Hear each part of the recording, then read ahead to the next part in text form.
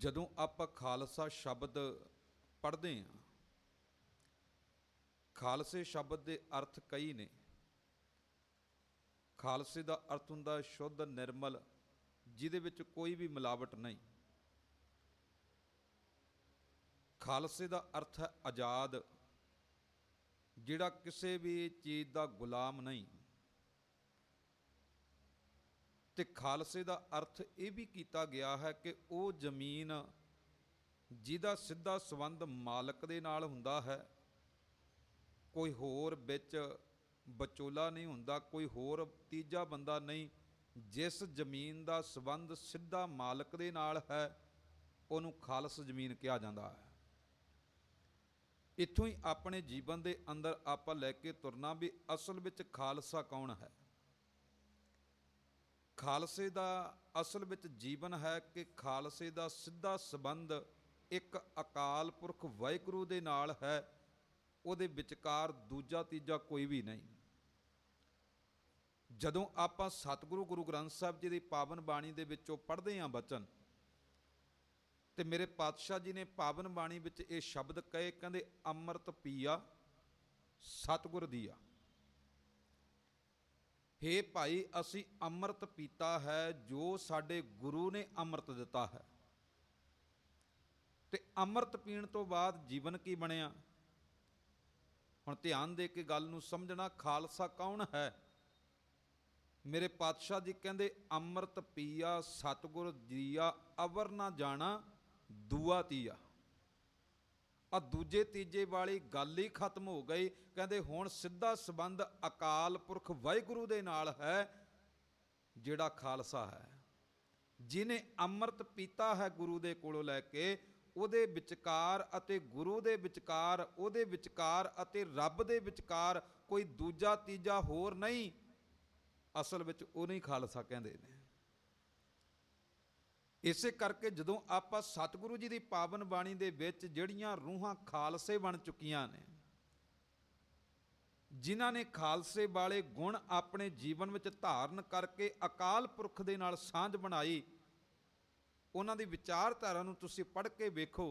ਭਗਤ ਕਬੀਰ ਸਾਹਿਬ ਜੀ ਨੇ ਇੱਥੇ ਸ਼ਬਦ ਕਹੇ, ਕਹਿੰਦੇ ਪਰਿਓ ਕਾਲ ਸਭੈ ਜਗ ਊਪਰ, ਮਾਹੇ ਲਿਖੇ ਭ੍ਰਮ ਗਿਆਨੀ। ਜਿਹੜੇ ਆਪਣੇ ਆਪ ਦੇ ਵਿੱਚ ਬੜੇ ਗਿਆਨੀ ਸਮਝਦੇ ਸਨ, ਕਹਿੰਦੇ ਪਰ ਕਾਲ ਨੇ ਸਾਰਿਆਂ ਦੇ ਉੱਪਰ ਹੀ ਪ੍ਰਭਾਵ ਪਾਇਆ। ਸਮੇਂ ਨੇ ਉਹਨਾਂ ਦੇ ਸਾਰੇ ਗਿਆਨ ਨੂੰ ਚਕਨਾਚੂਰ ਕਰਕੇ ਰੱਖ ਦਿੱਤਾ। ਸਮੇਂ ਨੇ, ਕਾਲ ਨੇ ਉਹਨਾਂ ਦੇ ਜੀਵਨ ਦੇ ਵਿੱਚ ਬੜੀਆਂ ਤਬਦੀਲੀਆਂ ਪੈਦਾ ਕਰ ਦਿੱਤੀਆਂ। ਪਰ ਭਗਤ ਕਬੀਰ ਸਾਹਿਬ ਮਹਾਰਾਜ ਜੀ ਕਹਿੰਦੇ ਜਿਨ੍ਹਾਂ ਨੇ ਪ੍ਰੇਮਾ ਭਗਤੀ ਕੀਤੀ ਹੈ ਨਾ, ਉਹ ਖਾਲਸੇ ਬਣ ਗਏ ਨੇ। ਇੱਥੇ ਖਾਲਸੇ ਦਾ ਅਰਥ ਹੈ ਉਹ ਕਿਸੇ ਦੇ ਗੁਲਾਮ ਨਹੀਂ ਬਣੇ, ਉਹ ਆਪਣੇ ਮਾਲਕ ਪਰਮੇਸ਼ਰ ਦੇ ਚਰਨਾਂ ਨਾਲ ਜੁੜ ਗਏ। ਕਹੋ ਕਬੀਰ ਜਨ ਭਏ ਖਾਲਸੇ ਪ੍ਰੇਮ ਭਗਤ, ਜਿਹੇ ਜਾਨੀ ਜਿਨ੍ਹਾਂ ਨੇ ਪ੍ਰੇਮਾ ਭਗਤੀ ਨੂੰ ਜਾਣ ਲਿਆ। ਭਗਤ ਕਬੀਰ ਸਾਹਿਬ ਜੀ ਕਹਿੰਦੇ ਉਹ ਖਾਲਸੇ ਬਣ ਗਏ, ਉਹ ਸੇਵਕ ਖਾਲਸੇ ਦਾ ਰੂਪ। ਤੇ ਜਦੋਂ ਆਪਾਂ ਸਤਿਗੁਰੂ ਜੀ ਦੀ ਪਾਵਨ ਬਾਣੀ ਨੂੰ ਪੜ੍ਹਦੇ ਹਾਂ, ਖਾਲਸੇ ਦਾ ਸੰਬੰਧ ਕਿਹਦੇ ਨਾਲ? ਅਕਾਲ ਪੁਰਖ ਵਾਹਿਗੁਰੂ ਦੇ ਨਾਲ। ਵਿਸਾਖ ਦਾ ਮਹੀਨਾ ਤੁਸੀਂ ਆਪਣੇ ਜੀਵਨ ਵਿੱਚ ਵਿਚਾਰ ਸਵੇਰੇ ਸਰਵਣ ਕੀਤੀ। ਉਸ ਵਿਸਾਖ ਦੇ ਮਹੀਨੇ ਦੇ ਵਿੱਚ ਇੱਕੋ ਸ਼ਬਦ ਵਿੱਚ ਦੋ ਤਰ੍ਹਾਂ ਦਾ ਜੀਵਨ ਹੈ। ਪਹਿਲਾਂ ਜ਼ਿਕਰ ਕੀਤਾ ਗਿਆ ਜਿਨ੍ਹਾਂ ਦਾ ਸੰਬੰਧ ਅਕਾਲ ਪੁਰਖ ਦੇ ਨਾਲੋਂ ਟੁੱਟਿਆ ਹੈ, ਉਹਨਾਂ ਦਾ ਜੀਵਨ ਕੀ ਹੈ? ਪਾਤਸ਼ਾਹ ਜੀ ਕਹਿੰਦੇ ਵਿਸਾਖ ਧੀਰਨ ਕਿਉਂ ਵਾਂਡੀਆਂ, ਜਿਨ੍ਹਾਂ ਪ੍ਰੇਮ ਵਿਸ਼ੋ ਹਰ ਸਾਜਨ ਪੁਰਖ ਵਿਸਾਰ ਕੈ ਲੱਗੀ। ਮਾਇਆ ਧੋ ਪੁੱਤਰ ਕਲਤਰ ਨਾ ਸੰਗ ਤਨਾ, ਹਰ ਅਵਿਨਾਸ਼ੀ ਉਹ ਪਲਚ ਪਲਚ ਸਗਲੇ ਮੋਏ ਝੂਠੈ। ਧੰਦਾ ਮੋਹ ਦਈ ਵਿਸਾਰ ਬਿਗੁਚਣਾ, ਪ੍ਰਭ ਬਿਨ ਅਵਰ ਨਾ ਕੋਏ। ਪ੍ਰੀਤਮ ਚਰਨੀ ਜੋ ਲੱਗਾ ਤਿਨ ਕੇ ਨਿਰਮਲ ਸੋਏ। ਹੁਣ ਆਖਿਆ ਇੱਥੇ ਕਹਿੰਦੇ ਜਿਨ੍ਹਾਂ ਦੇ ਜੀਵਨ ਵਿੱਚ ਪ੍ਰੇਮ ਵਿਸ਼ੋਹ ਹੈ, ਜਿਨ੍ਹਾਂ ਦੇ ਜੀਵਨ ਵਿੱਚ ਪ੍ਰੇਮਾ ਭਗਤੀ ਦੀ, ਰੱਬ ਦੇ ਚਰਨਾਂ ਨਾਲ ਪ੍ਰੇਮ ਦੀ ਸਾਂਝ ਘੱਟ ਹੈ, ਉਹਨਾਂ ਦੇ ਜੀਵਨ ਨੂੰ ਵਿਸਾਖ ਵਿੱਚ ਵੀ ਟਿਕਾ ਨਹੀਂ ਮਿਲਦਾ, ਸ਼ਾਂਤੀ ਨਹੀਂ ਮਿਲਦੀ, ਆਨੰਦ ਨਹੀਂ ਮਿਲਦਾ। ਜਿਨ੍ਹਾਂ ਦਾ ਸੰਬੰਧ ਟੁੱਟਿਆ, ਜਿਨ੍ਹਾਂ ਦਾ ਸੰਬੰਧ ਅਕਾਲ ਪੁਰਖ ਵਾਹਿਗੁਰੂ ਦੇ ਨਾਲ ਜੁੜਿਆ, ਪਿਆਰਿਓ ਉਹੀ ਖਾਲਸੇ ਨੇ। ਜਿਨ੍ਹਾਂ ਦਾ ਸੰਬੰਧ ਟੁੱਟਿਆ ਹੈ ਨਾ, ਜਿਨ੍ਹਾਂ ਦੇ ਕੋਲ ਧੀਆਂ ਪੁੱਤਰ ਤੇ ਨੇ, ਧਨ ਦੌਲਤ ਹੈ, ਕੀਮਤੀ ਪਦਾਰਥ ਤੇ ਨੇ, ਪਰ ਆਪਣੇ ਅਕਾਲ ਪੁਰਖ ਨਾਲੋਂ ਸਾਂਝ ਤੋੜ ਕੇ ਬੈਠੇ ਨੇ, ਉਹ ਖਾਲਸੇ ਨਹੀਂ। ਹੁਣ ਪਾਤਸ਼ਾਹ ਜੀ ਕਹਿੰਦੇ ਜਦੋਂ ਪਤਾ ਲੱਗਿਆ ਵੀ ਅਸਲੀ ਸ਼ੋਭਾ, ਅਸਲੀ ਇੱਜ਼ਤ, ਅਸਲੀ ਵਡਿਆਈ, ਅਸਲੀ ਰਿਸਪੈਕਟ ਪ੍ਰੀਤਮ ਦੇ ਚਰਨਾਂ ਨਾਲ ਜੁੜ ਕੇ ਹੀ ਮਿਲਦੀ ਹੈ। ਪ੍ਰੀਤਮ ਚਰਨੀ ਜੋ ਲੱਗੇ ਤਿੰਨ ਕੀ ਨਿਰਮਲ ਸੋਏ, ਫਿਰ ਅੰਦਰੋਂ ਅਰਦਾਸ ਨਿਕਲੀ ਖਾਲਸੇ ਬਣਨ ਲਈ। ਫਿਰ ਉਸ ਮਨੁੱਖ ਨੇ ਅਰਦਾਸ ਕੀਤੀ, ਮੇਰੇ ਮਾਲਕ ਜੀ ਕਿਰਪਾ ਕਰ, ਨਾਨਕ ਕੀ ਪ੍ਰਭ ਬੇਨਤੀ ਪ੍ਰਭ ਮਿਲੋ ਪ੍ਰਾਪਤ ਹੋਏ। ਬੈਸਾਖ ਸੁਹਾਵਾ ਤਾਂ ਲੱਗੈ, ਜਾਂ ਸੰਤ ਭੇਟਾ ਹਰ ਸੋਏ। ਇਹ ਬੈਸਾਖ ਦਾ ਮਹੀਨਾ ਤਾਂ ਜੀਵਨ ਲਈ ਚੰਗਾ ਹੋਵੇਗਾ ਜੇ ਤੇਰਾ ਸੰਬੰਧ ਅਕਾਲ ਪੁਰਖ ਵਾਹਿਗੁਰੂ ਨਾਲ ਬਣੇਗਾ। ਬੈਸਾਖ ਦੇ ਮਹੀਨੇ ਦੇ ਵਿੱਚ ਖਾਲਸੇ ਤਾਂ ਜੇ ਅਕਾਲ ਪੁਰਖ ਦੇ ਨਾਲ ਜੁੜਾਂਗੇ। ਤੇ ਜਿਹੜੇ ਖਾਲਸੇ ਬਣੇ ਨੇ ਉਹਨਾਂ ਦੀ ਵਿਚਾਰਧਾਰਾ ਗੁਰੂ ਗ੍ਰੰਥ ਸਾਹਿਬ ਜੀ ਦੇ ਵਿੱਚੋਂ ਪੜ੍ਹ ਕੇ ਵੇਖੋ। ਧੰਨ ਭਗਤ ਰਵਿਦਾਸ ਮਹਾਰਾਜ ਖਾਲਸੇ ਦਾ ਰੂਪ ਬਣ ਗਏ। ਤੇ ਖਾਲਸਾ ਕੌਣ? ਜਿਹਦਾ ਸਿੱਧਾ ਸੰਬੰਧ ਅਕਾਲ ਪੁਰਖ ਨਾਲ ਦੂਜਾ ਤੀਜਾ ਹੈ ਹੀ ਕੋਈ ਨਹੀਂ। ਤੇ ਧੰਨ ਰਵਿਦਾਸ ਮਹਾਰਾਜ ਜੀ ਕੀ ਕਹਿੰਦੇ ਨੇ? ਜਦੋਂ ਖਾਲਸੇ ਦਾ ਜੀਵਨ ਅੰਦਰ ਪ੍ਰਗਟ ਹੋ ਗਿਆ, ਉਦੋਂ ਪਰ ਸ਼ਬਦ ਕਹੇ ਸਨ, ਮੇਰੇ ਮਾਲਕ ਜੀ ਸਾਚੀ ਪ੍ਰੀਤ ਹਮ ਤੁਮ ਸਿਓ ਜੋਰੀ, ਤੁਮ ਸਿਓ ਜੋਰ ਅਵਰ ਸੰਗ ਤੋਰੀ। ਤਾਂ ਹੀ ਤੇ ਗੁਰੂ ਕਲਗੀਧਰ ਨੇ ਜਦੋਂ ਸ਼ਬਦ ਕਹੇ, ਇਤਿਹਾਸਕ ਗ੍ਰੰਥਾਂ ਦੇ ਵਿੱਚ ਇਹ ਦਰਜ ਨੇ ਬੋਲ, ਮੇਰੇ ਕਲਗੀਧਰ ਪਿਤਾ ਜੀ ਨੇ ਖਾਲਸਾ ਸਜਾਉਣ ਦੇ ਤੋਂ ਬਾਅਦ ਬਚਨ ਕਹੇ ਸਨ ਕਿ ਪਿਆਰਿਓ, ਹੁਣ ਇੱਕ ਅਕਾਲ ਪੁਰਖ ਤੋਂ ਬਿਨਾਂ ਦੂਜੇ ਕਿਸੇ ਨੂੰ ਮੰਨਣਾ ਹੀ ਕੋਈ ਨਹੀਂ। ਸ਼ਬਦ ਆਪਾਂ ਪੜ੍ਹਦੇ ਹਾਂ, ਮੇਰੇ ਪਾਤਸ਼ਾਹ ਜੀ ਨੇ ਬੋਲ ਕਹੇ ਸਨ, ਕਹਿੰਦੇ ਜਾਗਤ ਜੋਤ ਜਪੈ ਨਿਸ ਬਾਸੁਰ, ਏਕ ਬਿਨਾ ਮਨ ਨੈਕ ਨਾ ਆਨੈ। ਇੱਕ ਤੋਂ ਬਿਨਾ ਕਿਸੇ ਦੂਸਰੇ ਨੂੰ ਥੋੜਾ ਜਿਹਾ ਵੀ ਆਪਣੇ ਧਿਆਨ ਵਿੱਚ ਨਾ ਲੈ ਕੇ ਆਵੇਂ, ਤਾਂ ਤੂੰ ਆਪਣੇ ਜੀਵਨ ਵਿੱਚ ਖਾਲਸਾ ਕਹਾਉਣ ਦਾ ਹੱਕਦਾਰ ਹੈ। ਏਕ ਬਿਨਾ ਮਨ ਨੈਕ ਨਾ ਆਨੈ, ਪੂਰਨ ਪ੍ਰੇਮ ਪ੍ਰਤੀਤ ਸਜੈ। ਪ੍ਰੇਮ ਭਗਤ ਜਹ ਜਾਨੀ, ਪੂਰਨ ਪ੍ਰੇਮ ਪ੍ਰਤੀਤ ਸਜੈ। ਬ੍ਰਤ ਗੋਰ ਮੜੀ ਮਟ ਭੂਲ ਨਾ ਮਾਨੈ। ਤੀਰਥ ਦਾਨ ਦਇਆ ਤਪ ਸੰਜਮ, ਏਕ ਬਿਨਾ ਨਹਿ ਏਕ ਪਛਾਨੈ। ਪੂਰਨ ਜੋਤ ਜਗੈ ਘਟ ਮੈਂ ਤਬ ਖਾਲਸ, ਤਾਹੇ ਨ ਖਾਲਸ ਜਾਣੈ। ਖਾਲਸਾ ਕੌਣ ਹੈ? ਜਿਹਦਾ ਸਿੱਧਾ ਸੰਬੰਧ ਅਕਾਲ ਪੁਰਖ ਵਾਹਿਗੁਰੂ ਦੇ ਨਾਲ। ਤੇ ਧੰਨ ਰਵਿਦਾਸ ਮਹਾਰਾਜ ਜੀ ਖਾਲਸੇ ਦਾ ਰੂਪ ਜਦੋਂ ਬਣੇ, ਉਦੋਂ ਸ਼ਬਦ ਕਹਿ ਦਿੱਤੇ ਸਨ, ਮੇਰੇ ਮਾਲਕ ਜੀ ਰਾਮ ਗੁਸਈਆਂ ਜੀ ਕੇ ਜੀਵਨਾ ਮੋਹਿ ਨਾ ਵਿਸਾਰੋ, ਮੈਂ ਜਨ ਤੇਰਾ। ਜਿੱਦਣ ਅਸੀਂ ਖਾਲਸੇ ਬਣ ਗਏ, ਉਦਣ ਕਹਿ ਦਵਾਂਗੇ, ਮੇਰੇ ਸਤਿਗੁਰਾ ਮੈਂ ਤੁਝ ਬਿਨ ਅਵਰ ਨਾ ਕੋਏ। ਜਿੱਦਣ ਅਸੀਂ ਖਾਲਸੇ ਬਣਾਂਗੇ, ਉਦਣ ਅਰਦਾਸ ਗੁਰੂ ਦੇ ਚਰਨਾਂ ਵਿੱਚ ਆ ਕੇ ਇਹੀ ਕਰਾਂਗੇ, ਗੁਰਾ ਇੱਕ ਦੇ ਬੁਝਾਈ। ਹੁਣ ਅਰਦਾਸ ਰੋਜ਼ ਕਰਦੇ ਆ, ਪਰ ਜਿੱਦਣ ਖਾਲਸੇ ਬਣ ਗਏ, ਉਦਣ ਅਰਦਾਸ ਇਹ ਹੋਵੇਗੀ ਜਿਹੜੀ ਜਪਜੀ ਸਾਹਿਬ ਜੀ ਦੀ ਬਾਣੀ ਵਿੱਚ ਮੇਰੇ ਧੰਨ ਗੁਰੂ ਨਾਨਕ ਸਾਹਿਬ ਜੀ ਨੇ ਸਾਨੂੰ ਸਮਝਾਈ। ਜਿੱਦਣ ਖਾਲਸਾ ਬਣ ਗਿਆ ਨਾ, ਉਦਣ ਮੰਗ ਰੱਖੇਗਾ ਆਪਣੇ ਗੁਰੂ ਦੇ ਚਰਨਾਂ ਦੇ ਵਿੱਚ, ਗੁਰਾ ਇੱਕ ਦੇ ਬੁਝਾਈ। ਗੁਰੂ ਪੁੱਛੇਗਾ ਕਿਹੜੀ ਅਕਲ, ਕਿਹੜੀ ਸੋਝੀ, ਕਿਹੜੀ ਸਮਝ, ਕਿਹੜੀ ਸਿੱਖਿਆ। ਤੇ ਅਰਦਾਸ ਅੰਦਰੋਂ ਇਹ ਨਿਕਲੇਗੀ, ਸਭਨਾ ਜੀਆਂ ਕਾ ਇੱਕ ਦਾਤਾ ਸੋ ਮੈਂ ਬਿਸਰ ਨਾ ਜਾਈ। ਕਿਉਂਕਿ ਖਾਲਸਾ ਜਿਹੜਾ ਬਣ ਜਾਂਦਾ, ਉਹ ਇੱਕ ਨਾਲ ਹੀ ਜੁੜਦਾ, ਉਹ ਅਨੇਕਾਂ ਦਾ ਪੁਜਾਰੀ ਨਹੀਂ ਬਣਦਾ।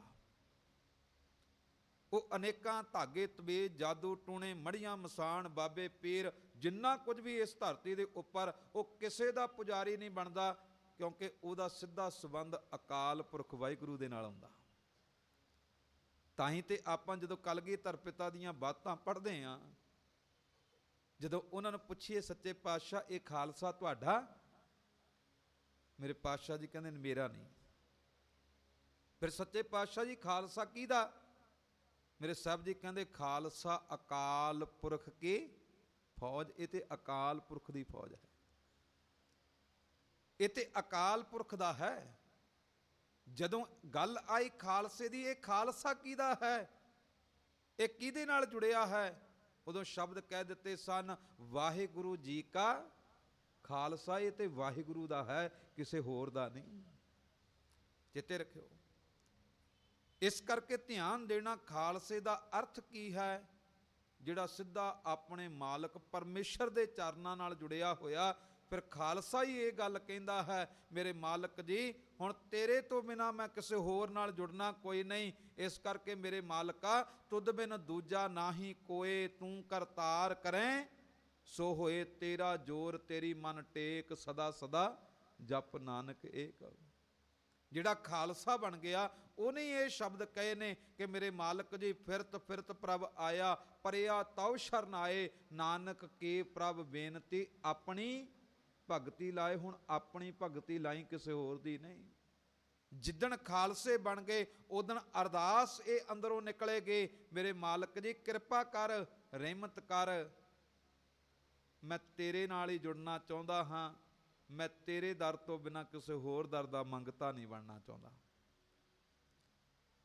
ਬਾਬਾ ਫਰੀਦ ਜੀ ਨੇ ਜਿਹੜੇ ਬੋਲ ਕਹੇ ਨਾ ਕਿ ਮੇਰੇ ਮਾਲਕ ਜੀ ਬਾਰ ਪਰਾਇਆ ਬੈਸਣਾ, ਸਾਈਂ ਮੁਝੈ ਨਾ ਦੇ। ਮੇਰੇ ਮਾਲਕਾ ਮੈਨੂੰ ਇਹੋ ਜਿਹਾ ਜੀਵਨ ਨਾ ਦਈ ਕਿ ਤੇਰੇ ਦਰ ਨੂੰ ਛੱਡ ਕੇ ਪਰਾਏ ਦੇ ਦਰਵਾਜ਼ੇ ਉੱਪਰ ਜਾ ਕੇ ਬੈਠਾਂ, ਕਿਉਂਕਿ ਜਿੱਦਣ ਤੇਰੇ ਦਰ ਨੂੰ ਛੱਡ ਕੇ ਪਰਾਏ ਦੇ ਦਰਵਾਜ਼ੇ ਉੱਪਰ ਜਾ ਕੇ ਬੈਠ ਗਿਆ, ਮੇਰੇ ਮਾਲਕਾ ਮੈਂ ਖਾਲਸਾ ਨਹੀਂ ਰਹਿਣਾ, ਤੇ ਜੇ ਮੈਂ ਖਾਲਸਾ ਨਾ ਰਿਹਾ ਫਿਰ ਤੇਰਾ ਪਿਆਰ ਨਸੀਬ ਨਹੀਂ ਹੋਣਾ। ਇਸ ਕਰਕੇ ਸ਼ਬਦ ਕਹੇ ਸੀ, ਬਾਰ ਪਰਾਇਆ ਬੈਸਣਾ, ਸਾਈਂ ਮੁਝੈ ਨਾ ਦੇ, ਜੇ ਤੂੰ ਐਵੇਂ ਰੱਖ ਸੀ ਜੀਓ ਸਰੀਰੋਂ ਲੈ, ਉਦਣ ਮੈਨੂੰ ਮੌਤ ਚਾਹੀਦੀ ਹੈ, ਜਿੱਦਣ ਤੇਰੇ ਨਾਲੋਂ ਸਾਂਝ ਤੋੜ ਕੇ ਕਿਸੇ ਹੋਰ ਨਾਲ ਜੁੜਨ ਦੀ ਭਾਵਨਾ ਪੈਦਾ ਹੋਵੇ। ਹੁਣ ਯਤਨ ਕਰਿਓ, ਕੱਲੇ ਪੰਜ ਕਕਾਰਾਂ ਦਾ ਨਾਮ ਖਾਲਸਾ ਨਹੀਂ, ਪੰਜ ਕਕਾਰਾਂ ਦਾ ਨਾਮ ਖਾਲਸਾ ਨਹੀਂ। ਤਾਂ ਹੀ ਸ਼ਬਦ ਕਹੇ ਸੀ, ਤਾਂ ਹੀ ਸਾਖੀ ਹੈ ਇਤਿਹਾਸ ਦੀ, ਖੋਤੇ ਤੇ ਸ਼ੇਰ ਦੀ ਖੱਲ ਪਾ ਕੇ ਕਿਉਂ ਛੱਡਿਆ ਜੀ? ਉਹਦਾ ਕਾਰਨ ਸੀ ਕਿ ਕਿਤੇ ਮੇਰਾ ਜਿਹੜਾ ਖਾਲਸਾ ਹੈ ਉਹ ਆਪਣੀ ਖਾਲਸ ਪਦਵੀ ਨੂੰ ਕੇਵਲ ਕਕਾਰਾਂ ਤੱਕ ਹੀ ਨਾ ਸੀਮਤ ਕਰ ਦਵੇ, ਵਿਚਾਰਾਂ ਤੋਂ ਮੁਨਕਰੀ ਹੋ ਜਾਵੇ। ਕਿਤੇ ਇਹ ਖਾਲਸਾ ਕੱਲਾ ਬਾਣੇ ਤੱਕ ਸੀਮਤ ਹੀ ਨਾ ਰਹਿ ਜਾਵੇ, ਬਾਣੀ ਨਾਲੋਂ ਹੀ ਸਾਂਝ ਤੋੜ ਲਵੇ। ਅੱਜ ਹਾਲਾਤ ਸਭ ਤੋਂ ਭਿਆਨਕ ਇਹ ਨੇ, ਕਕਾਰ ਤੇ ਪਾਏ ਨੇ, ਖਾਲਸੇ ਦਾ ਭੇਖ ਤੇ ਹੈ, ਖਾਲਸੇ ਦਾ ਮੇਕਅਪ ਤੇ ਹੈ, ਪਰ ਆਪਣੇ ਅੰਦਰ ਗੁਰੂ ਦਾ ਉਪਦੇਸ਼, ਗੁਰੂ ਦੀ ਬਾਣੀ ਹੈ ਕੋਈ ਨਹੀਂ। ਤਾਂ ਹੀ ਤੇ ਅਨੇਕਾਂ ਲੋਕ, ਮੈਂ ਕਈ ਵਾਰੀ ਬੇਨਤੀ ਚਰਨਾਂ ਵਿੱਚ ਕਰਦਾ, ਗੁਰੂ ਗੋਬਿੰਦ ਸਿੰਘ ਨੇ ਬਚਨ ਕਹੇ ਸਨ, ਖਾਲਸਾ ਮੇਰੋ ਰੂਪ ਹੈ ਖਾਸ, ਖਾਸ ਹੈ ਮੇਰਾ ਖਾਸ ਰੂਪ ਖਾਲਸਾ ਹੈ। ਤੇ ਜੇ ਅਸੀਂ ਗੁਰੂ ਗੋਬਿੰਦ ਸਿੰਘ ਦੇ ਰੂਪ ਹਾਂ, ਗੁਰੂ ਗੋਬਿੰਦ ਸਿੰਘ ਕਿਸੇ ਦੁਨਿਆਵੀ ਬੰਦੇ ਦੇ ਅੱਗੇ ਝੁਕਿਆ, ਕਿਸੇ ਮੜੀ ਮਸਾਣ ਦੀ ਪੂਜਾ ਕੀਤੀ, ਕਿਸੇ ਧਾਗੇ ਤਵੀਜ਼ ਜਾਦੂ ਟੂਣੇ ਨਾਲ ਆਪਣੇ ਜੀਵਨ ਨੂੰ ਜੋੜਿਆ, ਕਿਤੇ ਆਪਣੇ ਸਮਾਗਮਾਂ ਦੇ ਵਿੱਚ ਆਪਣੇ ਪੁੱਤਰ ਦੇ ਜਨਮ ਦਿਨ ਦੇ ਉੱਪਰ, ਆਪਣੇ ਪੁੱਤਰਾਂ ਦੇ ਜਨਮ ਦਿਹਾੜਿਆਂ ਦੇ ਉੱਪਰ ਆਪਣੇ ਘਰਾਂ ਦੇ ਵਿੱਚ ਸ਼ਰਾਬਾਂ ਕਬਾਬਾਂ ਦੇ ਦੌਰ ਚਲਾਏ, ਕਿ ਉਹਨਾਂ ਨੇ ਆਪਣੇ ਘਰਾਂ ਦੇ ਵਿੱਚ ਇਹੋ ਜਿਹੇ ਖੁਸ਼ੀ ਦੇ ਮੌਕੇ ਦੇ ਉੱਪਰ ਨਾਚ ਗਾਣੇ ਕੀਤੇ। ਜੇ ਅਸੀਂ ਗੁਰੂ ਦਾ ਰੂਪ ਹਾਂ ਫਿਰ ਸਾਡੇ ਘਰਾਂ ਵਿੱਚ ਕਿਉਂ? ਜੇ ਅਸੀਂ ਗੁਰੂ ਦੇ ਰੂਪ ਹਾਂ, ਖਾਲਸਾ ਰੂਪ ਹੈ ਸਾਡੇ ਕੋਲ, ਪੰਜ ਕਕਾਰ ਨੇ, ਫਿਰ ਸਾਡੇ ਬੱਚਿਆਂ ਦੇ ਵਿਆਹਾਂ ਵਿੱਚ ਅਨੇਕਾਂ ਗੰਦੇ ਗੀਤ ਕਿਉਂ ਵੱਜਦੇ ਨੇ? ਸਾਡੇ ਬੱਚਿਆਂ ਦੇ ਵਿਆਹਾਂ ਵਿੱਚ ਨਸ਼ਿਆਂ ਦਾ ਦੌਰ ਕਿਉਂ ਚੱਲਦਾ ਹੈ? ਸਾਡੇ ਘਰਾਂ ਦੇ ਵਿੱਚ ਅਨੇਕਾਂ ਕੁਰੀਤੀਆਂ ਕਿਉਂ ਚੱਲਦੀਆਂ ਪਈਆਂ? ਕਿਉਂਕਿ ਅਸੀਂ ਆਪਣਾ ਸੰਬੰਧ ਆਪਣੇ ਮਾਲਕ ਨਾਲ ਨਹੀਂ ਜੋੜ ਸਕੇ, ਭੇਖ ਤੱਕ ਸੀਮਤ ਰਹਿ ਗਏ। ਤੇ ਸਤਿਗੁਰੂ ਜੀ ਨੇ ਤੇ ਬਚਨ ਕਹੇ ਸਨ ਕਿ ਭਰਮ ਭੇਖ ਤੇ ਰਹਿ ਨਿਆਰਾ, ਸੋ ਖਾਲਸ ਸਤ ਗੁਰੂ ਹਮਾਰਾ। ਜਿਹੜਾ ਭਰਮ ਭੇਖ ਤੋਂ ਮੁਕਤ ਹੈ ਉਹ ਮੇਰਾ ਗੁਰੂ ਖਾਲਸਾ ਹੈ। ਤੇ ਸਤਿਗੁਰੂ ਗੁਰੂ ਕਲਗੀਧਰ ਮਹਾਰਾਜ ਜੀ ਨੇ ਕਿਰਪਾ ਕੀਤੀ, ਖਾਲਸਾ ਕੌਣ, ਇਹ ਬੇਨਤੀ ਚਰਨਾਂ ਵਿੱਚ ਕੀਤੀ ਹੈ। ਆਪ ਨੜੇ ਗਰੀਬਾਨ ਮੈਂ ਸਿਰ ਨੀਵਾਂ ਕਰ ਦੇਖ। ਗੁਰੂ ਜੀ ਨੇ ਕਿਰਪਾ ਕੀਤੀ ਹੈ ਵੀ ਪਿਆਰਿਆ ਆਪਣੇ ਅੰਦਰ ਝਾਤ ਮਾਰ ਕੇ ਵੇਖ ਤੂੰ ਖਾਲਸਾ ਬਣਿਆ ਵੀ ਹੈ ਕਿ ਨਹੀਂ। ਕਿਉਂਕਿ ਖਾਲਸਾ ਕੌਣ ਹੈ? ਜਿਹੜਾ ਵਿਕਾਰਾਂ ਭਰਮਾਂ ਕਰਮ ਕਾਂਡਾਂ ਤੋਂ, ਧਾਗੇ ਤਬੀਜ ਜਾਦੂ ਟੂਣਿਆਂ ਤੋਂ, ਹੋਰ ਅਨੇਕਾਂ ਥਾਵਾਂ ਤੋਂ ਸੰਬੰਧ ਤੋੜ ਕੇ ਇੱਕ ਅਕਾਲ ਪੁਰਖ ਨਾਲ ਜੁੜ ਕੇ ਇਹ ਗੱਲ ਕਹਿੰਦਾ ਹੈ ਕਿ ਏਕੋ ਹੈ ਭਾਈ, ਏਕੋ ਹੈ ਸਾਹਿਬ ਮੇਰਾ, ਏਕੋ ਹੈ। ਜਿਹੜਾ ਇਹ ਗੱਲ ਕਹਿੰਦਾ ਹੈ ਕਿ ਰਾਖਾ ਏਕ ਹਮਾਰਾ ਸੁਆਮੀ ਸਗਲ ਘਟਾਂ ਕਾ ਅੰਤਰਜਾਮੀ, ਉਹੀ ਅਸਲ ਵਿੱਚ ਖਾਲਸਾ ਹੈ। ਜਿਨ੍ਹਾਂ ਨੇ ਸਿੱਧਾ ਸੰਬੰਧ ਆਪਣੇ ਅਕਾਲ ਪੁਰਖ ਨਾਲ ਜੋੜ ਲਿਆ, ਉਹ ਖਾਲਸੇ ਨੇ। ਤੇ ਇਹੋ ਜਿਹਾ ਖਾਲਸਾ ਮੇਰੇ ਕਲਗੀਧਰ ਪਿਤਾ ਜੀ ਨੇ 1699 ਦੀ ਵਿਸਾਖੀ ਨੂੰ ਆਨੰਦਪੁਰ ਸਾਹਿਬ ਜੀ ਦੀ ਪਾਵਨ ਧਰਤੀ ਦੇ ਉੱਪਰ ਕੇਸਗੜ੍ਹ ਦੇ ਕਿਲੇ ਦੇ ਵਿੱਚ ਪੈਦਾ ਕੀਤਾ, ਪ੍ਰਗਟ ਕੀਤਾ। ਇਹੋ ਜਿਹਾ ਖਾਲਸਾ, ਕਿਉਂਕਿ ਜੇ ਖਾਲਸਾ ਆਪਣੇ ਮਾਲਕ ਦੇ ਨਾਲ ਜੁੜਿਆ ਹੈ ਫਿਰ ਸਾਡੇ ਜੀਵਨ ਦੇ ਵਿੱਚ ਅੰਧਕਾਰ ਨਹੀਂ ਹੋ ਸਕਦਾ, ਹਨੇਰਾ ਨਹੀਂ ਹੋ ਸਕਦਾ, ਕਿਉਂਕਿ ਅਸੀਂ ਚਾਨਣ ਦੇ ਸਾਹਮਣੇ ਖੜੇ ਹਾਂ। ਉਦਾਹਰਨ ਹੈ, ਇਸ ਦੇਸ਼ ਦੇ ਅੰਦਰ ਬਹੁਤੀਆਂ ਮਾਵਾਂ ਪਹਿਲੇ ਸਮਿਆਂ ਵਿੱਚ, ਅੱਜ ਵੀ ਕਈ ਪਿੰਡਾਂ ਦੇ ਵਿੱਚ ਆਪਣੇ ਬੱਚਿਆਂ ਨੂੰ ਇੱਕ ਗੱਲ ਕਹਿੰਦੀਆਂ ਨੇ ਰਾਤ ਦੇ ਹਨੇਰੇ ਦੇ ਵਿੱਚ ਵੀ ਪੁੱਤ ਉਹ ਦੇਖ ਚੰਦਰ ਮਾਮਾ, ਚੰਦ ਨੂੰ ਮਾਮਾ ਕਹਿ ਦਿੱਤਾ।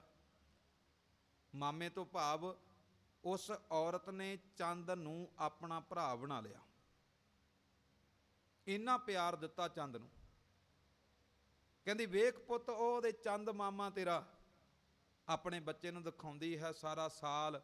ਪਰ ਸਾਲ ਦੇ ਵਿੱਚ ਇੱਕ ਦਿਨ ਇਹੋ ਜਿਹਾ ਆਉਂਦਾ ਜਿੱਦਣ ਮਾਂ ਕਹਿੰਦੀ ਹੈ ਪੁੱਤ ਅੱਜ ਤੂੰ ਆਪਣੇ ਮਾਮੇ ਵੱਲ ਨਹੀਂ ਵੇਖਣਾ, ਅੱਜ ਨਾ ਵੇਖੀ ਉਹਦੇ ਵੱਲ, ਕਿਉਂਕਿ ਜੇ ਅੱਜ ਉਹਦੇ ਵੱਲ ਵੇਖੇਂਗਾ ਤੇਰੀ ਜ਼ਿੰਦਗੀ ਵਿੱਚ ਬਿਮਾਰੀ ਪੈਦਾ ਹੋ ਸਕਦੀ। ਇਸ ਕਰਕੇ ਕਿਉਂਕਿ ਉਹਦੇ ਅੱਜ ਮੂੰਹ ਨੂੰ ਕਾਲਖ ਲੱਗ ਗਈ। ਪਹਿਲਾਂ ਸਾਰਾ ਸਾਲ ਹੀ ਕਹਿੰਦੀ ਵੇਖ, ਹੁਣ ਚੰਦ ਕੀ ਹੈ ਤੇ ਸੂਰਜ ਕੀ ਹੈ। ਸੂਰਜ ਦੇ ਕੋਲ ਆਪਣੀ ਰੌਸ਼ਨੀ ਤੇ ਚੰਦ ਕੋਲ ਆਪਣੀ ਰੌਸ਼ਨੀ ਨਹੀਂ।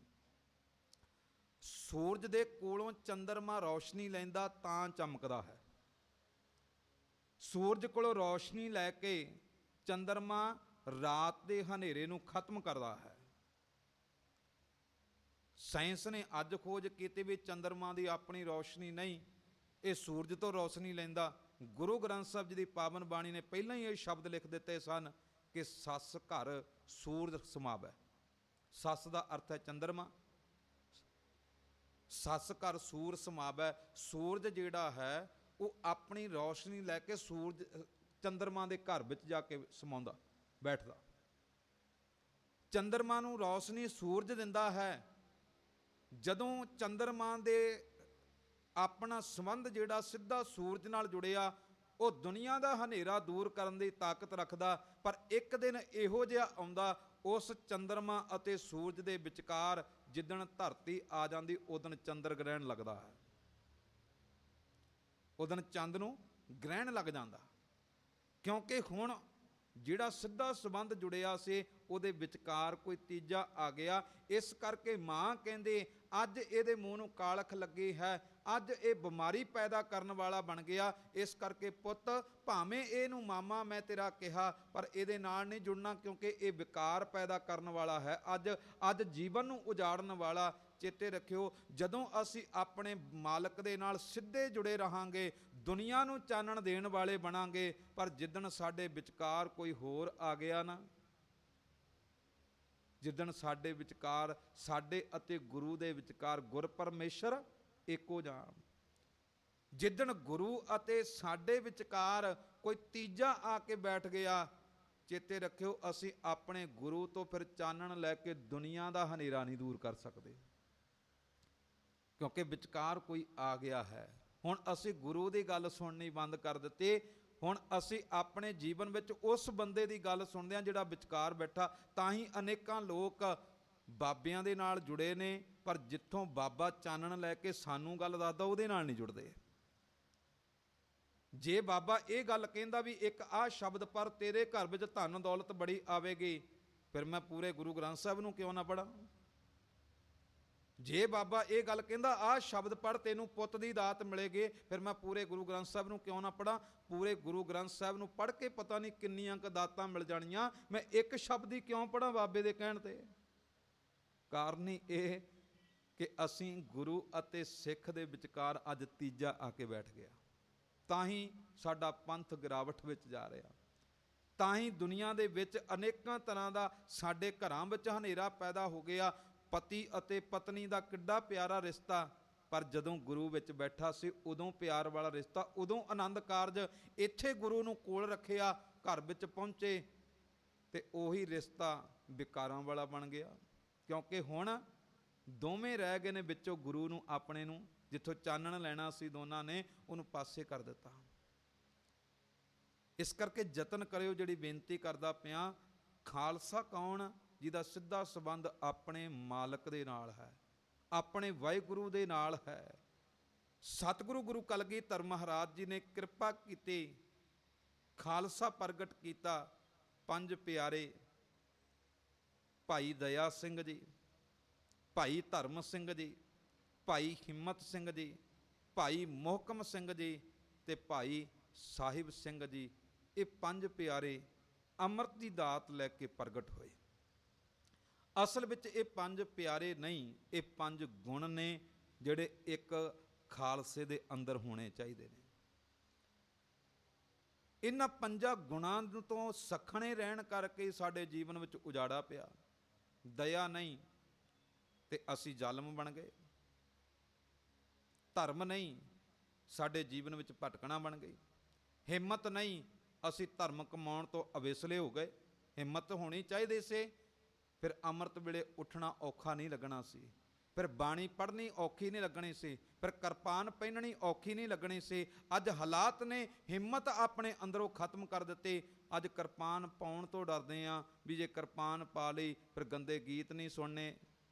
ਗੁਰੂ ਤੇ ਇਹ ਗੱਲ ਕਹਿੰਦਾ ਫਿਰ ਨਸ਼ੇ ਨਹੀਂ ਕਰ ਹੋਣੇ, ਫਿਰ ਹੋਰ ਅਨੇਕਾਂ ਮੜੀਆਂ ਮਸਾਨ ਜਿਨ੍ਹਾਂ ਦੀ ਪੂਜਾ ਕਰਦਾ ਇਹ ਨਹੀਂ ਕਰ ਹੋਣੀਆਂ। ਨਹੀਂ, ਹਿੰਮਤ ਢਹਿ ਢੇਰੀ ਕਰ ਦਿੱਤੀ, ਹਿੰਮਤ ਛੱਡ ਦਿੱਤੀ। ਗੁਰੂ ਨੇ ਕਿਰਪਾ ਕੀਤੀ, ਇੱਕ ਖਾਲਸੇ ਵਿੱਚ ਪੰਜੇ ਗੁਣ ਪੈਦਾ ਕੀਤੇ। ਪਰ ਪੰਜ ਹੀ ਕਿਉਂ? ਇਸ ਗੱਲ ਦੀ ਤੁਹਾਡੇ ਚਰਨਾਂ ਦੇ ਵਿੱਚ ਬੇਨਤੀ ਕਰਨ ਲੱਗਿਆ ਵੀ ਪੰਜ ਦੀ ਸਾਡੇ ਧਰਮ ਦੇ ਵਿੱਚ ਮਹਾਨਤਾ ਕੀ? ਪੰਜ ਹੀ ਕਿਉਂ? ਪੰਜ ਸ਼ਰਈ ਮੰਗੇ। ਤੇ ਖਿਆਲ ਕਰਿਓ, ਜਦੋਂ ਆਪਾਂ ਪੜ੍ਹਾਂਗੇ ਨਾ ਇਤਿਹਾਸ, ਜਦੋਂ ਆਪਾਂ ਆਪਣੇ ਗੁਰੂ ਦੀ ਬਾਣੀ ਨੂੰ ਪੜ੍ਹਾਂਗੇ, ਰੱਬ ਨੇ ਜਦੋਂ ਸੰਸਾਰ ਦੀ ਰਚਨਾ ਕੀਤੀ ਤੇ ਪੰਜ ਤੱਤਾਂ ਦੀ ਵਰਤੋਂ ਕੀਤੀ ਹੈ। ਅਪ, ਤੇਜ, ਵਾਯ, ਪ੍ਰਿਥਵੀ, ਆਕਾਸ਼ਾ, ਇਹ ਪੰਜ ਚੀਜ਼ਾਂ ਵਰਤੀਆਂ, ਸੰਸਾਰ ਦੀ ਰਚਨਾ ਕੀਤੀ। ਸਾਡਾ ਸਰੀਰ ਪੰਜਾਂ ਤੱਤਾਂ ਦਾ ਬਣਿਆ ਹੋਇਆ। ਸਾਡੇ ਕੋਲ ਪੰਜ ਕਰਮ ਇੰਦਰੇ ਨੇ ਤੇ ਪੰਜ ਗਿਆਨ ਇੰਦਰੇ ਨੇ। ਪੰਜਾਂ ਦੀ ਮਹਾਨਤਾ ਕੀ? ਜਦੋਂ ਸਤਿਗੁਰੂ ਗੁਰੂ ਨਾਨਕ ਸਾਹਿਬ ਮਹਾਰਾਜ ਜੀ ਨੇ ਗੱਲ ਕੀਤੀ ਤੇ ਉਦੋਂ ਸ਼ਬਦ ਕਹੇ, ਕਹਿੰਦੇ ਪਿਆਰਿਆ, ਜੇ ਇਹ ਸੰਸਾਰ ਦੀ ਰਚਨਾ ਪੰਜ ਤੱਤਾਂ ਨਾਲ, ਪਰ ਚੇਤੇ ਰੱਖੀ ਸੰਸਾਰ ਨੂੰ ਉਜਾੜਨ ਵਾਲੇ ਵੀ ਪੰਜ ਜਾਣੇ ਨੇ, ਇਹਨਾਂ ਤੋਂ ਬਚ ਕੇ ਰਹੀਂ। ਜੇ ਸੰਸਾਰ ਦੀ ਰਚਨਾ ਪੰਜ ਤੱਤਾਂ ਦੀ ਹੈ, ਫਿਰ ਮੇਰੇ ਪਾਤਸ਼ਾਹ ਜੀ ਕਹਿੰਦੇ ਚੇਤੇ ਰੱਖੀ, ਰਾਜ, ਮਾਲ, ਰੂਪ, ਜਾਤ, ਜੋਬਨ, ਪੰਜੇ ਠੱਗ, ਇੰਨੀ ਠੱਗੀ ਜੱਗ ਸੱਗਿਆ, ਕਿਸੇ ਨਾ ਰੱਖੀ ਲੱਜ। ਬਚ ਕੇ ਰਹੀਂ। ਇਸ ਸੰਸਾਰ ਨੂੰ ਪੈਦਾ ਕਰਨ ਵਾਲੇ ਪੰਜ ਤੱਤ ਨੇ, ਪਰ ਉਜਾੜਨ ਵਾਲੇ ਵੀ ਪੰਜ ਨੇ। ਇਸ ਦੇਹੀ ਅੰਤਰ ਪੰਜ ਚੋਰ ਵਸੈ, ਕਾਮ, ਕ੍ਰੋਧ, ਲੋਭ, ਮੋਹ, ਅਹੰਕਾਰਾ। ਅੰਮ੍ਰਿਤ ਲੂਟੈ ਮਨ ਮੁਖ, ਨਹੀਂ ਬੂਝੈ ਕੋਏ ਨਾ ਸੁਣੈ ਪੁਕਾਰਾ। ਜਦੋਂ ਪੰਜ ਦੀ ਗੱਲ ਕੀਤੀ, ਮੇਰੇ ਪਾਤਸ਼ਾਹ ਜੀ ਕਹਿੰਦੇ ਇਹਨਾਂ ਪੰਜਾਂ ਤੋਂ ਬਚ ਕੇ ਰਹੀਂ, ਪਰ ਚੇਤੇ ਰੱਖੀ ਜੇ ਸੱਚਖੰਡ ਵਿੱਚ ਪਹੁੰਚਣਾ, ਫਿਰ ਪੰਜ ਖੰਡ ਦੱਸੇ ਸਾਨੂੰ ਜਪਜੀ ਸਾਹਿਬ ਦੀ ਬਾਣੀ ਦੇ। ਗਿਆਨ ਖੰਡ, ਧਰਮ ਖੰਡ, ਕਰਮ ਖੰਡ, ਸਰਮ ਖੰਡ ਤੇ ਸੱਚਖੰਡ, ਪੰਜ ਖੰਡਾਂ ਦੀ ਗੱਲ। ਫਿਰ ਗੁਰੂ ਕਲਗੀਧਰ ਮਹਾਰਾਜ ਜੀ ਨੇ ਜਦੋਂ ਅੰਮ੍ਰਿਤ ਦਾ ਬਾਟਾ ਤਿਆਰ ਕੀਤਾ, ਉਦੋਂ ਵੀ ਪੰਜ ਚੀਜ਼ਾਂ ਦੀ ਵਰਤੋਂ ਕੀਤੀ। ਖੰਡਾ, ਬਾਟਾ, ਪਾਣੀ, ਪਤਾਸੇ ਅਤੇ ਬਾਣੀ, ਪੰਜ ਚੀਜ਼ਾਂ ਦੀ ਵਰਤੋਂ। ਜਦੋਂ ਗੁਰੂ ਕਲਗੀਧਰ ਮਹਾਰਾਜ ਜੀ ਦੇ ਜੀਵਨ ਨੂੰ ਪੜ੍ਹਾਂਗੇ, ਉਹਨਾਂ ਦੇ 5 ਹਰਮਨ ਪਿਆਰੇ ਸ਼ਾਸਤਰ ਜਿਹੜੇ ਸਦੀਵੀ ਤਨ ਦੇ ਉੱਪਰ ਪਹਿਨਦੇ ਸੀ, ਆਪਣੇ ਕੋਲ ਰੱਖਦੇ ਸੀ, ਬੰਦੂਕ, ਕਟਾਰ, ਕਿਰਪਾਨ, ਆਪਣੇ ਜੀਵਨ ਦੇ ਵਿੱਚ ਇੱਕ ਚੱਕਰ, ਇੱਕ ਪਿਸਤੌਲ, ਇਹ 5 ਚੀਜ਼ਾਂ ਆਪਣੀ ਜ਼ਿੰਦਗੀ ਦੇ ਅੰਦਰ ਕਲਗੀਧਰ ਪਿਤਾ 5 ਪਿਆਰੇ ਆਪਣੇ ਹਰਮਨ ਪਿਆਰੇ ਸ਼ਾਸਤਰ। ਫਿਰ ਸਤਿਗੁਰੂ ਗੁਰੂ ਕਲਗੀਧਰ ਮਹਾਰਾਜ ਜੀ ਨੇ 5 ਕਿਲੇ ਸਾਜੇ ਆਨੰਦਪੁਰ ਸਾਹਿਬ ਜੀ ਦੀ ਪਾਵਨ ਧਰਤੀ ਦੇ ਉੱਪਰ। 5 ਦੀ ਮਹਾਨਤਾ ਹੈ ਸਾਡੇ ਇਤਿਹਾਸ ਦੇ ਵਿੱਚ, ਪਰ ਕਿਉਂ 5 ਹੀ ਚੋਣ ਕਿਉਂ ਕੀਤੀ? ਮੇਰੇ ਸਤਿਗੁਰੂ ਜੀ ਦੀ ਬਾਣੀ ਨੂੰ ਜਦੋਂ ਆਪਾਂ ਪੜ੍ਹਦੇ ਹਾਂ, ਗੁਰੂ ਦੇ ਇਤਿਹਾਸ ਨੂੰ ਜਦੋਂ ਵੇਖਦੇ ਹਾਂ, ਤੇ 5 ਦੀ ਮਹਾਨਤਾ ਆਵੇਗੀ। ਜਦੋਂ ਉੱਚ ਦੇ ਪੀਰ ਬਣ ਕੇ ਤੁਰੇ ਸਨ, ਉਦੋਂ ਵੀ 5 ਗੁਰੂ ਕੇ ਸਿੱਖ ਨਾਲ ਤੁਰੇ ਸਨ। ਜਦੋਂ ਬੰਦਾ ਸਿੰਘ ਬਹਾਦਰ ਨੂੰ ਨਦੇੜ ਦੀ ਧਰਤੀ ਦੇ ਉੱਪਰੋਂ ਪੰਜਾਬ ਵੱਲ ਭੇਜਿਆ, ਉਦੋਂ ਇਹ 5 ਗੁਰੂ ਕੇ ਸਿੱਖ ਜਥੇਦਾਰ ਬਣਾ ਕੇ ਨਾਲ ਭੇਜੇ ਸਨ ਕਿ ਬੰਦਾ ਸਿੰਘ ਇਹਨਾਂ 5 ਦੀ ਅਗਵਾਈ ਦੇ ਵਿੱਚ ਆਪਣੇ ਜੀਵਨ ਨੂੰ ਤੋਰਨਾ, ਫਤਿਹ ਮਿਲੇਗੀ। 5 ਤੀਰ ਦਿੱਤੇ ਸਨ ਮੇਰੇ ਪਾਤਸ਼ਾਹ ਜੀ ਨੇ। ਗੱਲ ਨੇੜੇ ਕਰਾਂ, 5 ਦੀ ਮਹਾਨਤਾ ਕੀ ਹੈ? ਆਪਾਂ ਕਹਿੰਦੇ ਹਾਂ ਗੁਰੂ ਕਲਗੀਧਰ ਸਾਹਿਬ ਜੀ ਨੇ 5 ਪਿਆਰੇ ਪੈਦਾ ਕੀਤੇ, ਪਰ ਗੁਰੂ ਅਰਜਨ ਸਾਹਿਬ ਮਹਾਰਾਜ ਜੀ ਦੀ ਰਸਨਾ ਤੋਂ ਉਚਾਰਨ ਕੀਤੇ ਪਾਵਨ ਬਚਨ ਲਿਖਣ ਵਾਲੇ ਭਾਈ ਗੁਰਦਾਸ ਜੀ ਕਹਿੰਦੇ, ਨਹੀਂ ਸਿੱਖਾ, ਗੁਰੂ ਕਲਗੀਧਰ ਸਾਹਿਬ ਮਹਾਰਾਜ ਜੀ ਨੇ 5 ਪਿਆਰੇ ਨਹੀਂ, ਬਲਕਿ 5 ਪਿਆਰਿਆਂ ਦੇ ਰੂਪ ਵਿੱਚ ਪਰਮੇਸ਼ਰ ਆਨੰਦਪੁਰ ਸਾਹਿਬ ਦੀ ਪਾਵਨ ਧਰਤੀ ਤੇ ਪੈਦਾ ਕੀਤਾ।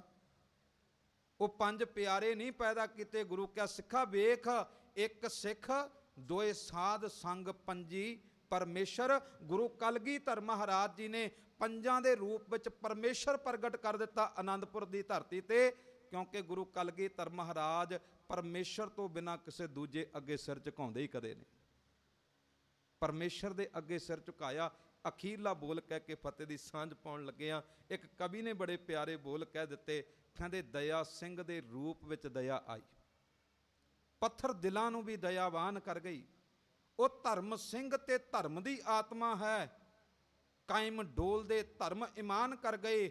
ਹਿੰਮਤ ਆਪ ਆਈ ਹਿੰਮਤ ਸਿੰਘ ਬਣ ਕੇ, ਸੋਨ ਚਿੜੀ ਨੂੰ ਬਾਜ਼ ਸਮਾਨ ਕਰ ਗਈ।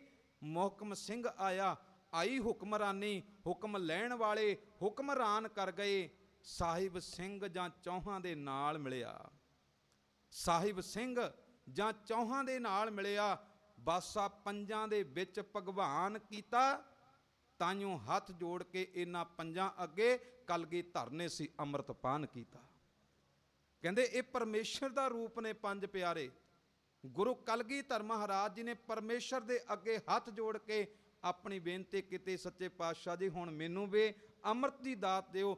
ਆਨੰਦਪੁਰ ਸਾਹਿਬ ਜੀ ਦੀ ਪਾਵਨ ਧਰਤੀ ਤੇ ਵਿਸਾਖੀ ਵਾਲੇ ਦਿਨ 1699 ਦੀ ਵਿਸਾਖੀ ਨੂੰ 5 ਪਿਆਰੇ ਨਹੀਂ ਪਰਮੇਸ਼ਰ ਪ੍ਰਗਟ ਹੋਇਆ। ਉਹ ਪਰਮੇਸ਼ਰ ਹੀ ਨਹੀਂ ਕਹਿਣਾ ਪਵੇਗਾ, ਉਦਣ ਹੀ ਗੁਰੂ ਗੋਬਿੰਦ ਸਿੰਘ ਦਾ ਜਨਮ ਦਿਨ ਹੋਇਆ।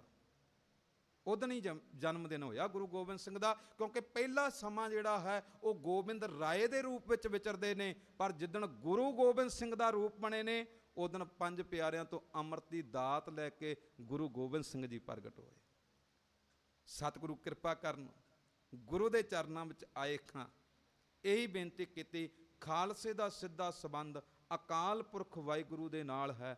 ਉਹ ਤੋਂ ਬਿਨਾਂ ਅੰਮ੍ਰਿਤ ਪੀਆ ਸਤਿਗੁਰ ਦੀਆ, ਅਵਰ ਨਾ ਜਾਣਾ ਦੂਆ ਤੀਆ। ਦੂਜੇ ਤੀਜੇ ਦੀ ਗੱਲ ਕੋਈ ਨਹੀਂ, ਇੱਕ ਅਕਾਲ ਪੁਰਖ ਵਾਹਿਗੁਰੂ ਦੇ ਨਾਲ ਜੁੜਾਂਗੇ, ਫਿਰ ਜੀਵਨ ਅੰਦਰ ਇਹ ਲੋਕ ਸੁਖੀਏ ਪਰਲੋਕ ਸੁਹੇਲੇ। ਨਾਨਕ ਹਰ ਪ੍ਰਭ ਆਪੇ ਮੇਲੇ। ਸਮੁੱਚੀ ਸੰਗਤ ਨੂੰ ਖਾਲਸਾ ਪੰਥ ਦੀਆਂ ਬਹੁਤ ਬਹੁਤ ਵਧਾਈਆਂ। ਗੁਰੂ ਕਿਰਪਾ ਕਰਨ, ਆਪ ਸਰਬੱਤ ਸੰਗਤ ਦੇ ਸਿਰ ਤੇ ਰਹਿਮਤ ਭਰਿਆ ਹੱਥ ਰੱਖ ਕੇ ਆਪਣੇ ਚਰਨਾਂ ਦੀ ਪ੍ਰੀਤ ਤੇ ਪ੍ਰਤੀਤ ਬਖਸ਼ਿਸ਼ ਕਰਕੇ ਨਿਵਾਜਦੇ ਰਹਿਣ। ਇੰਨੀਆਂ ਬੇਨਤੀਆਂ ਪ੍ਰਵਾਨ ਅੰਤ ਵਿੱਚ ਬੁਲਾਓ ਫਤਿਹ ਆਖੋ ਜੀ ਵਾਹ।